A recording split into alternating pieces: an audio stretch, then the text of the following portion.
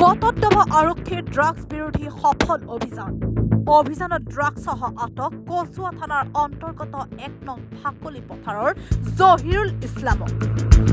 বটদ্ৰৱাৰ কদমনিৰ চিৰাজুল ইছলামৰ পৰা কচুৱালৈ প্ৰায় ২৭ গ্ৰাম ড্ৰাগছ সৰবৰাহৰ বাবে লৈ যোৱা অৱস্থাতে বটদ্ৰৱা আৰক্ষীয়ে স্থানীয় আমচু কৰ্মীৰ সহযোগত জামতলৰ পৰা ড্ৰাগছসহ আটক কৰে ড্ৰাগছ সৰবৰাহকাৰীটোক।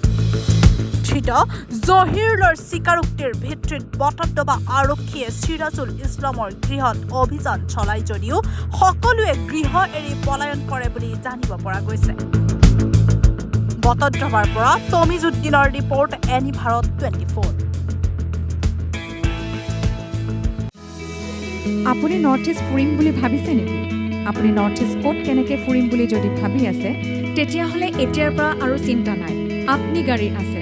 আপনি গাড়ী এটা নিৰ্ভৰযোগ্য টেক্সি সেৱা প্ৰতিষ্ঠান, য'ত দক্ষ টুৰ গাইডছ লৈ আপুনি ঘূৰিব পাৰিব আৰু লগতে আপুনি ডমেষ্টিক বা ইণ্টাৰনেশ্যনেল পেকেজেছ আৰু ফ্লাইট, বাছ, ৰেলৱে বা হোটেল বুকিঙৰো সুবিধা পাব।